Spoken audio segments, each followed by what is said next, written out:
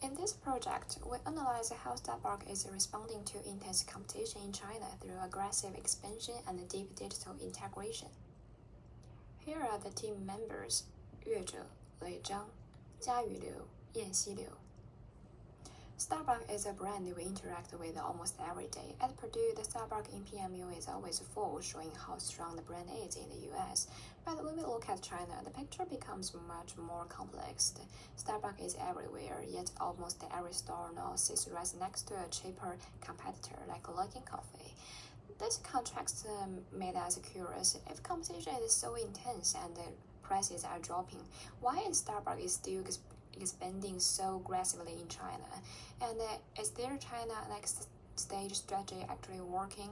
We also wondered whether Starbucks' partnership with Alibaba gives them a real digital advantage, and whether a premier brand can truly survive in a market that values speed, convenience, and discounts.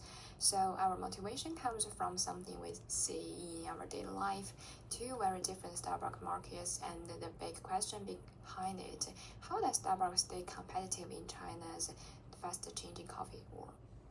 Here you can see we're gonna talk about our topic. There are 6 parts. First one is phenomena and historical contrast.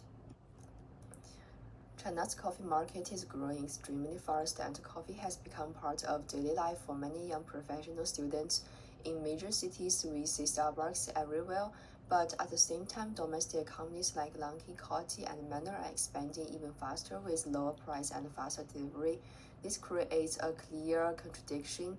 Starbucks keeps its premium brand image with competitors with consumers with convenience and price. As Chinese consumers value speed, digital convenience, and discounts, Starbucks' high experience and high cost model faces strong pressure. Compared with North America, China is far more digital driven and delivery oriented, which means Starbucks cannot rely on the same store experience focused models. To understand Starbucks China, today we look at 3 parts from 2020. From 2010 to 2018, China's economic growth boosted demand for premium lifestyle brands. Starbucks expanded rapidly and maintained strong profitability because coffee culture was still new. From 2019 to 2021, COVID disrupted offline stores, forcing Starbucks to accelerate digitalization through WeChat mini programs, delivery, and membership upgrade. Meanwhile, Luckin shifted consumer expectation with low price and also fast delivery. From 2022 to now, competition and cost pressures increased. Starbucks responded with the China Next Stage strategy, aiming for 9,000 stores by 2025, investing 1.5 billion in the coffee innovation park, depending collaboration with Alibaba, and expanding into lower-tier cities with universities with localization menus. In this selection, I will focus on the root causes behind Starbucks' strategic shift in China. The challenges Starbucks faces in China are driven by structural changes in the market rather than short-term execution issues. First, there has been a shift in consumer value logic. Coffee consumption is increasingly centered on price sensitivity, speed, and digital convenience rather than in-store experience. This weakens Starbucks' traditional third-party advantage. Second, China's digital ecosystem sets a much higher competitive baseline. Mobile payments, mini program ordering, and instant delivery are standard, which favors digital native competitor and raises localization pressure for Starbucks. Third, cost and supply chain pressures make Starbucks' global assets-heavy model less flexible, increasing the need for localized roasting and distribution. Finally, growth has shifted away from saturated Tier 1 city toward to the lower tier markets like the university area, where affordability and rapid expansion matter more. Okay, so now I will talk about the strategic response, Starbucks equivalent. Starbucks places strong emphasis on China as a primary growth market and continues to invest heavily in expanding its presence across the country. To better adapt to local consumer behavior, Starbucks establishes partnerships that help improve business practices and provide insights into Chinese customer preferences.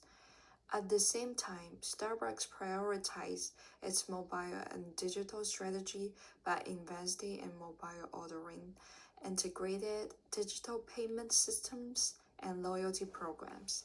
These tools increase speed and convenience, which are critical in a highly digital market like China. In addition, Starbucks collaborates with Alibaba to support delivery, payment processing, and digital ordering, allowing Starbucks to meet local consumer needs more effectively. In addition to digital tools, Starbucks is transforming its store operations. The company is rolling out smaller digital-first store formats such as Starbucks Now, which focus more on order fulfillment and pickup rather than in-store seating. This format improves efficiency and supports customers who value speed and convenience.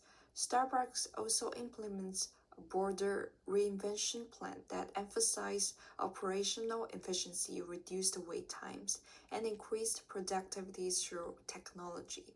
Importantly, while embracing digital improvements and efficiency, Starbucks continues to protect its premium brand experience. The company maintains high quality service and atmosphere, ensuring that innovation does not weaken its premium brand image. So next, let's move to analysis part.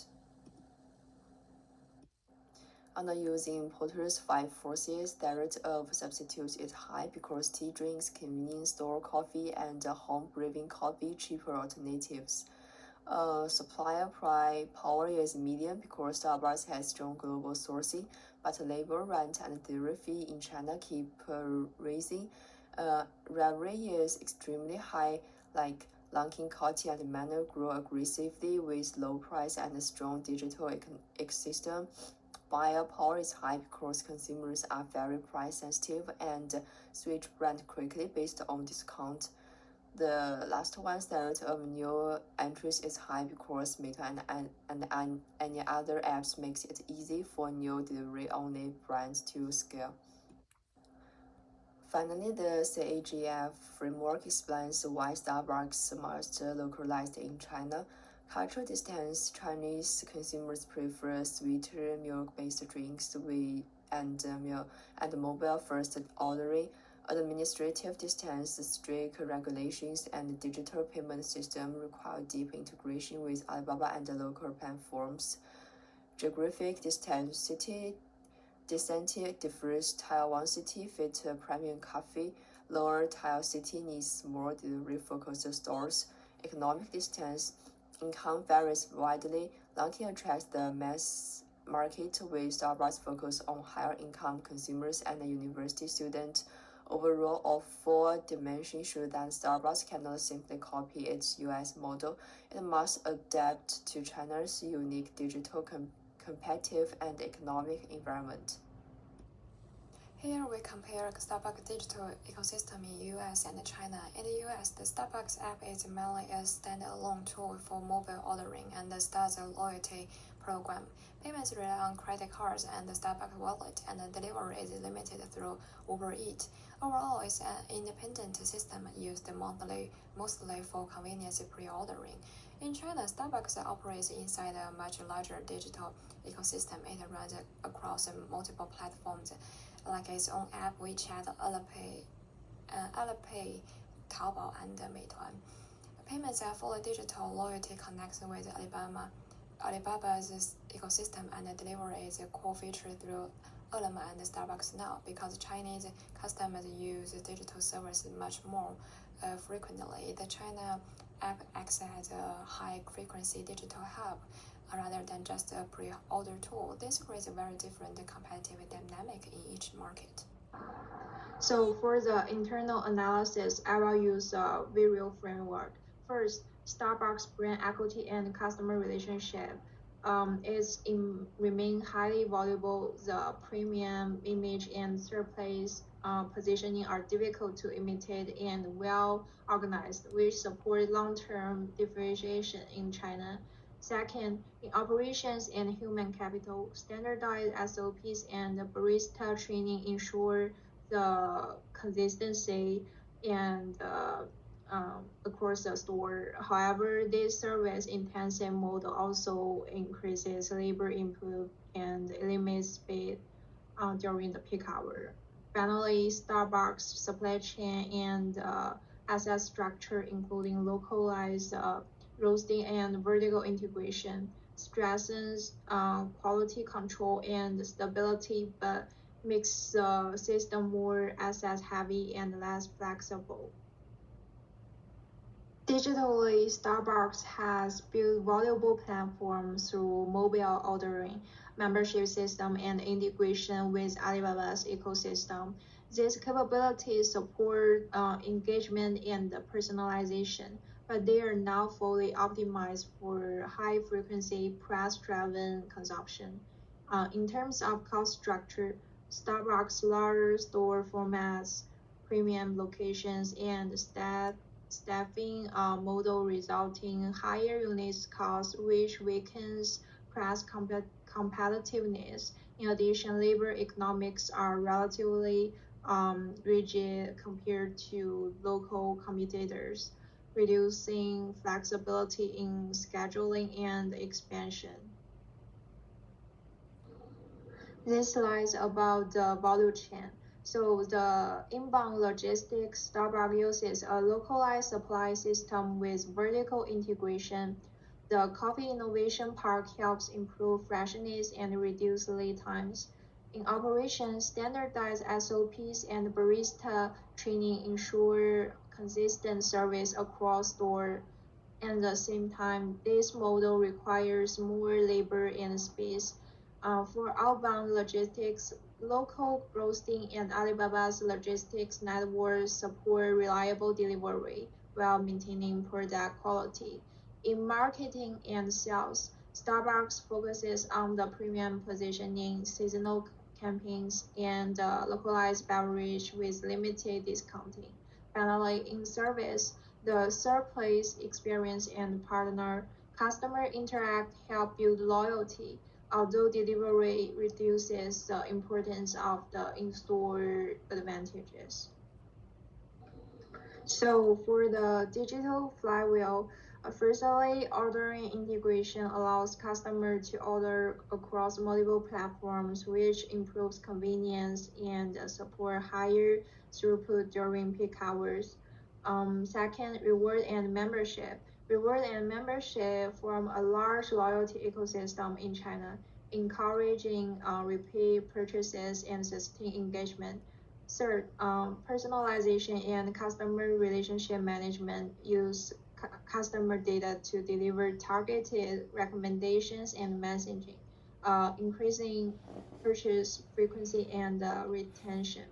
Fourth, delivery integration, mainly through Alibaba's delivery system, expands consumption beyond physical store. Finally, data-informed innovation uses digital insights to guide products development and operational adjustments. From a financial perspective, Starbucks has a solid foundation to support this strategy. Revenue has been steadily increasing, profit margins are improving, and costs are becoming more efficient. The company also maintains strong liquidity and working capital, which reduces financial risk. When we compare Starbucks China with Luckin, we see that although Luckin has grown rapidly, Starbucks remains financially stable with long-term assets and lower volatility. The ROI trend shows that strategic investments can generate strong returns when managed correctly. Overall, these financial indicators suggest that Starbucks has the capacity to invest in digital expansion and new store formats while maintaining stability. Finally, Starbucks' strategy follows a blue ocean approach. Starbucks should eliminate unnecessary premium features and excessive marketing spending that do not add customer value. It should reduce operational complexity and customer acquisition costs. At the same time, Starbucks should raise convenience, accessibility, and personalization, which are critical in the Chinese market. Most importantly, Starbucks should create a new, simple, and affordable value experience for fringe users who value speed but still want quality. By doing this, Starbucks moves away from direct competition and creates a new market space where it can grow sustainably. Here we summarize Starbucks' main challenge in China using the TOWS framework. In the SO quarter, Starbucks' strengths don't fully match China's biggest opportunity. Its premier brand and supply chain are strong, but the market is driven by low price, high frequency consumption, and digital native competitors like Luckin. In the WO quarter, Starbucks' weakness blocked it from capturing those opportunities. His high-cost store model doesn't fit lower-tiered cities. Its survey-heavy model clashed with convenience culture, and its legacy organization limits data-driven personalization. In the TS quarter, Starbucks' traditional strengths are being eroded. Coffee has become a daily commodity, labor costs are rising, and delivery reduces the value of in-store experiences. And in the WT quarter, we see the most serious risk, high cost in a price war environment, slow innovation compared to Luckin, and flat revenue paired with rapid expansion, which raises overexpansion risk. Now let's talk about strategic recommendations for Starbucks in China. Based on our analysis, we proposed 7 strategic recommendations for Starbucks in China. First, adopt a dual format store strategy. Keeping a large third-place cafe in Tier 1 cities while expanding smaller pickup and delivery store in low-tier markets and campus to improve cost efficiency. Second, build a data-driven China digital flywheel by integrating one digital ID across the app, WeChat, and Alipay, using AI personalization to guide promotions and operations. Finally, pursue deeper localization by consumption association, including China-specific drinks, regional pricing, and campus bundles to stay premium while competing in high-frequency daily consumption. Fourth, Starbucks should improve supply chain agility by fully leveraging the coffee innovation park to enable faster China-only product launches, localized sourcing, and regional SKU location, reducing logistic and inventory risk. Starbucks can pursue a blue ocean strategy of premium digital convenience, using an unified digital ID and AI-driven personalization to differentiate between price competition. And next, to defend the Gen Z and the campus market, Starbucks could expand Starbucks Now near universities, offer student subscriptions, and strengthen digital engagement through collectibles and gifting. Finally, Starbucks must adopt a more simplified expansion strategy, lowering growth in Tier 1 cities and using digital forecasting to prioritize high ROI locations while monitoring store cannibalization. Let's dive into final takeaway. The first one is Starbucks still holds unmatched brand equity and trust in China. China's digital ecosystem presents Starbucks with a unique growth advantage and a challenge. Then the market has shifted faster than Starbucks' original mold. So Starbucks' supply chain and operational strengths are really but not fully optimized for China's new competitive logic. And the financial strengths show both resilience and risk. Next, the future of Starbucks China depends on its ability to blend the premium experience with digital convenience.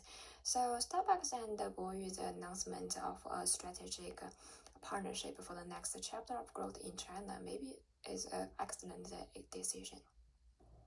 Here are our resources. Thank you.